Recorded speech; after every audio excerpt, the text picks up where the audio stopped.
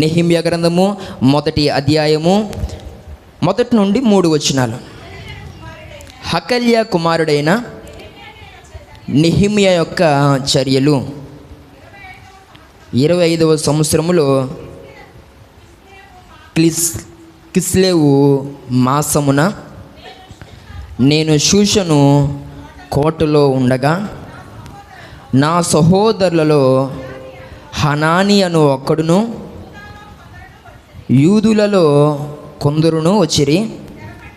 చెరపట్టబడిన శేషములో తప్పించుకొనిన యూదులను గూర్చియు యెరూషలేమును గూర్చియు నేను వారిని అడుగగా వారు చెరపట్టబడిన వారిలో శేషించిన వారు ఆ దేశములో బహుగా శ్రమను నిందను పొందుచున్నారు. మరియు యెరూషలేము యొక్క ప్రాకారము పడద్రోయబడినది, దాని గుమ్మములను అగ్ని చేత కాల్చబడినవని నాతో చెప్పిరి. ఈ మాటలు వినినప్పుడు నేను కూర్చుండి ఏడ్చి కొన్ని దినములు దుఃఖముతో ఉపవాసముండి ఆకాశమందలి దేవుని ఎదుట విజ్ఞాపన చేసి తిని. చాలు, దేవుని స్తోత్రం కలుగును గాక. నెహెమ్యా గ్రంథము పాత నిబంధన గ్రంథంలో చాలా చరిత్రను కలిగి ఉన్నటువంటి గ్రంథము అని చెప్పచ్చు పిల్లరా. ఈ నెహెమ్యా గ్రంథములో చాలా చరిత్రను మనం చూస్తాం. ఇది ఒక చారిత్రాత్మక గ్రంథము అని మనం దీన్ని అనొచ్చు. నెహెమ్యా గ్రంథము చదివేసి దాంట్లో ఉన్న సంఘటనలన్నీ కూడా అర్థం చేసుకోవాలంటే అది సాధ్యపడినటువంటి పని. నెహెమ్యా గ్రంథం అర్థమవ్వాలంటే దానికి ముందు ఎజ్రా గ్రంథము చదవాలి.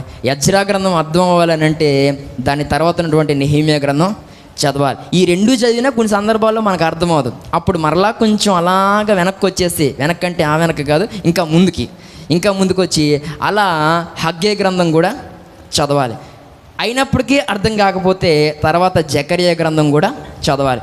Ezra, Nehemiah, Haggai, Zechariah most problem. ఈ 4గింటిని మనం ఒకసారి కూర్చుని చదివితే మొత్తం చరిత్ర అంతా దెబ్బకు అర్థమవుద్ది మనకు. దేవుని స్తోత్రం కలుగును గాక. ఎందుకనంటే ఇక్కడ రాయబడిన మాటలే ఇక్కడ ఉంటాయి, కాకపోతే అక్కడ కొంచెం వివరంగా ఉంటాయి. అక్కడ రాయబడిన మాటలే మరొక చోట ఇంకా వివరంగా ఉంటాయి. సందర్భం ఒకటే, చరిత్ర ఒకటే, కానీ ఆ మనుషులు మాట్లాడడం వలన ఆ మాట తీరులో మరికొన్ని సత్యాలు లేకపోతే చక్కటి వివరణ అనేది మనకి కనిపిస్తూ ఉంటుంది. దేవుని స్తోత్రం కలుగును గాక.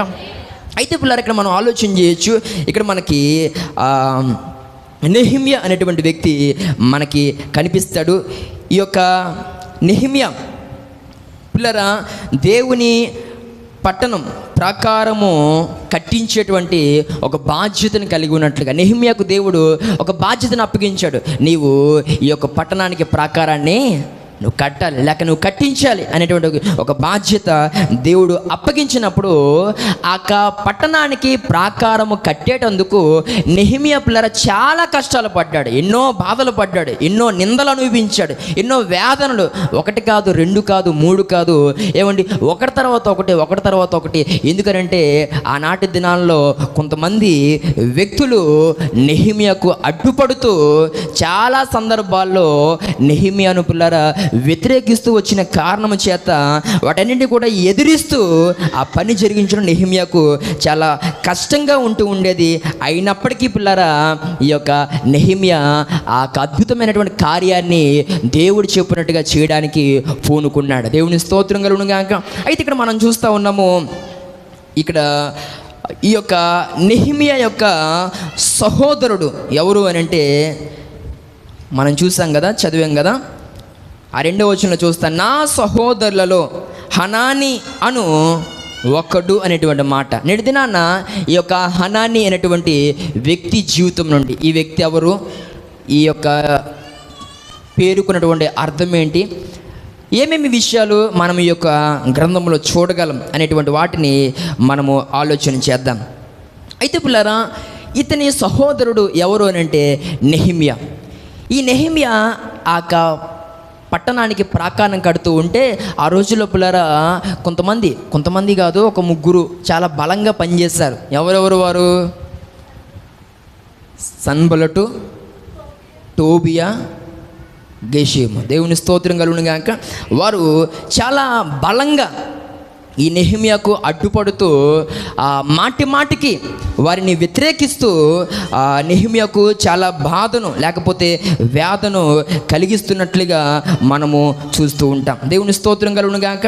అయితే ఈ యొక్క టోబియా వలన ఎన్నో ఇబ్బందులు పడినప్పటికీ, ఎన్నో బాధలు అనుభవించినప్పటికీ కూడా నెహెమ్యా ఆ అద్భుతమైన ప్రాకారాన్ని కట్టడానికి అతడు ఏమాత్రము వెనుతీయకుండా ఆ కార్యాన్ని జరిగించడానికి ఇష్టపడ్డాడు. అయితే ఇంత గొప్ప పని జరిగించినటువంటి నెహెమ్యాకు సోదరుడిగా ఉన్నాడు. ఎవరు అనంటే ఈ యొక్క హనానీ. అనండి అందరూ, హనానీ. కొంతమంది హాని అంటున్నారు, హాని కాదు, హనానీ. మంచిది. బైబిల్ గ్రంథంలో ప్రతి మాటకు ఒక చక్కని అర్థం ఉంటుంది కదా. హనానీ అనే మాటకు అర్థం ఏంటంటే కనుక దయ కలిగిన వాడు లేక దయాళుడు అని అర్థం. హనానీ అనే మాటకు అర్థం ఏంటంటే దయ కలిగిన వాడు అని అర్థం, దయాళుడు అని అర్థం. అయితే పిల్లరా, ఇతని జీవితం నుండి మనము ఆ పేరుకున్నటువంటి అర్థాన్ని మనం గ్రహించగలిగితే, నేటి దినాల్లో మన పట్ల దయ కలిగినది ఎవరు, లేకపోతే మన విషయంలో దయను అనుక్షణము కనపరుస్తున్నది ఎవరు అని అంటే సాక్షాత్ యేసుక్రీస్తు ప్రభు మాత్రమే. దేవుని స్తోత్రం కలుగును గాక. చాలా సమయాల్లో పిల్లరా మన పట్ల ఎవరండి జాలి దయ కలిగి ప్రవర్తిస్తున్నది? చాలా సమయాల్లో పిల్లరా అనేక మంది మన విషయంలో క్రూరులుగా చాలా కఠినంగా ప్రవర్తిస్తూ ఉంటారు. యేసుక్రీస్తు ప్రభు పిల్లరా మనందరి ఎడల ఆయన దయ కలిగిన వాడిగా, ఆయన జాలి కలిగిన వాడిగా ఉన్నట్లుగా మనము చూస్తూ ఉంటాం. దేవుని స్తోత్రం కలుగును గాక. ఈయన మాట్లాడుతున్న ప్రియ సహోదరి సహోదరుడా, అయితే ఈ యొక్క టోబియా అనేటువంటి వ్యక్తి ఒక పనికి అడ్డుపడినట్లుగా మనం చూస్తాం. టోబియా అనే మాటకు అర్థం ఏంటి? టోబియా అనే మాటకు అర్థం ఏంటి? అదే అర్థం. దేవుని స్తోత్రం కలుగును గాక. టోబియా అనేటువంటి మాటకు కూడా అర్థం ఏంటి? దయాళుడనే, యెహోవా దయాళుడు అని అర్థం. తేడా ఏమి ఉండదు. ఇక్కడ హనానీ అనేటువంటి మాటకు అర్థము ఏదైతే మనం చూస్తూ ఉన్నామో టోబియా అనేటువంటి మాటకు కూడా అర్థము అదే. అయితే పిల్లరా, ఈ యొక్క టోబియా అనేటువంటి వ్యక్తి ఒక రకంగా యెహోవా దయాళుడు అనేటువంటి అర్థంనిచ్చేటువంటి పేరు కలిగి ఉన్నాడు, కానీ అతని జీవితంలో ఆ రకమైనటువంటి దయాళత్వము లేదు. ఆ రకంగా దయ చూపించేటువంటి పరిస్థితి అక్కడ టోబియాలో మనకు కనిపించదు. కానీ పిల్లరా, ఈ యొక్క హనానీ ఆ రకం కాదు. అతని యొక్క పేరుకు అర్థం ఏదైతే ఉందో ఆ పేరుకు తగిన జీవితాన్ని జీవించడానికి హనానీ ఇష్టపడుతూ ఉన్నాడు. దేవుని స్తోత్రం కలుగును గాక. ఈ టోబియా అనేటువంటి వ్యక్తికి దయాళుడు, దయ కలిగిన వాడు, యెహోవా దయాళుడు అనేటువంటి ఒక చక్కని పేరు పెట్టబడింది, కానీ అతడు చేసే పని ఎంత మాత్రం బైబిల్లో సరిగా మనము ఒక మంచి పనులు చేస్తున్నట్లుగా ఆ టోబియా మనకి దేవుని యొక్క లేఖనములో కనిపించడు. దేవుని స్తోత్రం కలుగును గాక. ఈ టోబియా పిల్లరా దేవుని పనికి అడ్డుపడుతూ వచ్చాడు. అక్కడ మనం చూస్తే పిల్లరా నెహెమ్యా గ్రంథం 2వ అధ్యాయం 10వ వచనం మనం చూస్తే,